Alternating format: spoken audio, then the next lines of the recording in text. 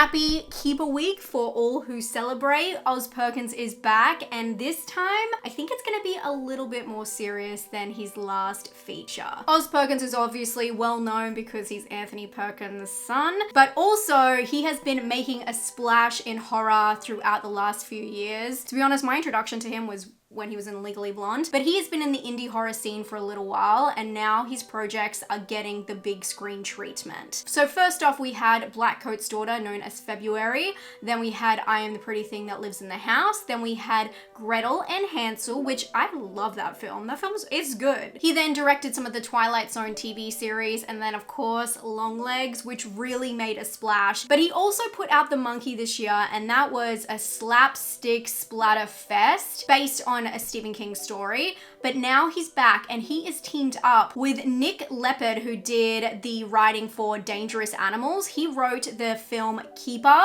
which is today's subject, and I'm gonna go in so blind. I have not watched any trailers. I've seen some marketing on this, but it's been easy to avoid. I have a feeling that this is gonna take a very scary, ominous approach. I think that it's going to be more of the angle of Longlegs, more sinister than The Monkey. I really hope that that's the case, because I very much appreciate his sinister view on things. The Keeper is about a romantic anniversary where two people go to a secluded cabin, but this soon turns sinister, of course, because there's a dark presence looming. Okay, with all of those facts, we're gonna go see the film. I'm gonna tell you spoiler free if it's scary, what the approach is like. I'm gonna give you all the information you need to make your choice if you should run out and see this one in cinemas ASAP before spoilers. Most of all, I want this one to be scary, so will it get a high scare score? Let's find out. Let's go see Keeper.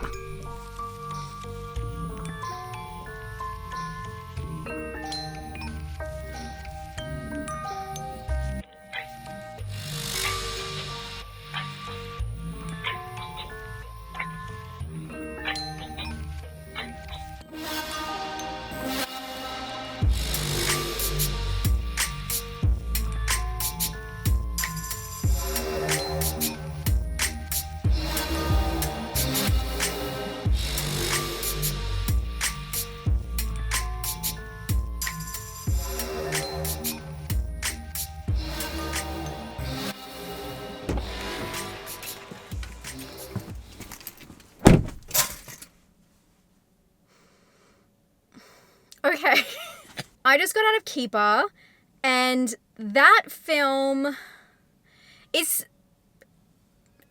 look, I don't think it's that far out crazy, but I do think it's a return to some of Oz Perkins' earlier work, and maybe now that he has the notoriety and he's been working with Neon and he's earned his stripes, he is able to go back and work on more, I don't want to say simple ideas, I don't want to say it's straightforward either, but more classic horror.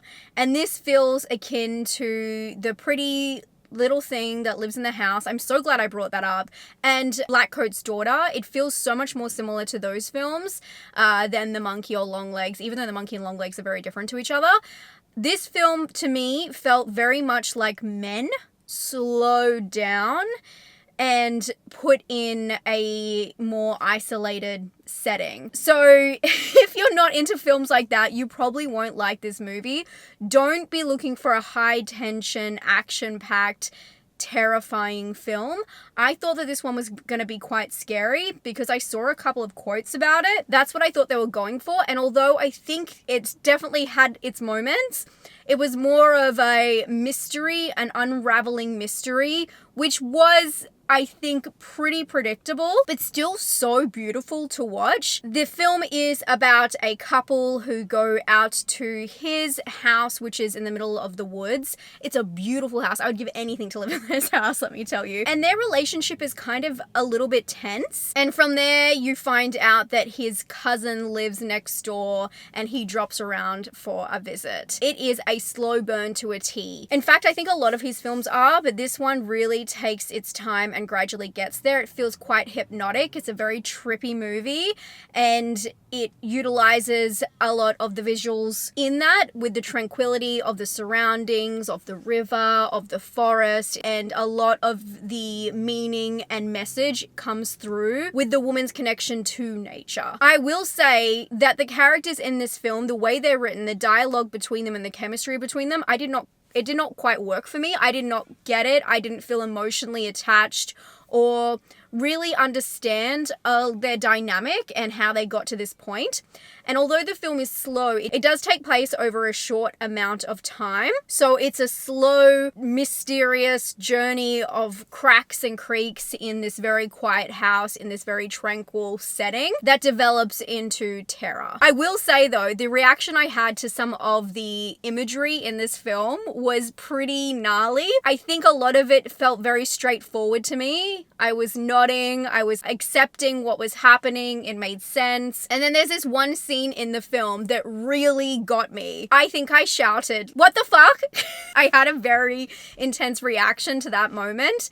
I think the imagery is really interesting, and this is one of those films where you want to go in and you've got to be in the right mindset to sit through a slower film where it is about the cracks and the creaks and the shadows in the background, and really prepare yourself for that. But at the end of the day, it's a very classic kind of folklore type tale that I feel like there are some questions I have, but I think that the film explains itself pretty well and wraps itself up. I think that this film did have an interesting psychological effect on me because there was such wide shots, such open shots, and the framing, you're kind of watching it from an interesting skewed perspective, and I took every opportunity, especially on the big screen, to look around and see if I could see any shadows, any cracks, and sometimes things were there, but sometimes they weren't.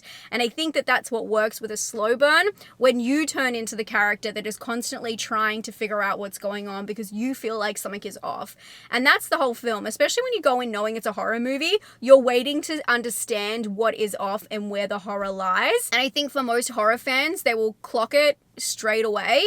And for me, it didn't really bother me that I kind of understood what was happening, but it was more interesting to know that we were returning to such a classic form and such a classic structure. Also, because it is a slow burn, there is a payoff. There is I wouldn't say a big payoff, but the film does explain itself and gives you what you need. So there is a reason for hanging around, but I just don't know if a lot of people are going to gel with this type of story, especially with so many other horror movies we've had lately. It's not overly thrilling, but it was done very beautifully. I feel like there are so many movies recently that have been focusing on love, films like Together, and this movie felt like several films I've already seen kind of smooshed together. The reflection of love and a classic horror story told in maybe a predictable sense, but still pretty satisfying, still a good go. I think that the thing was for me is I felt emotionally disconnected from the characters, and for a story that is about love, it's confusing what the intent was, because that's the real focus of the film. Personally, I'm gonna give it a 6 out of 10. I thought I was gonna like it a lot more. I think it's a solid film, don't get me wrong, but I don't know if I was expecting more, but it was just a lot more muted than I anticipated, and that's why I make these videos.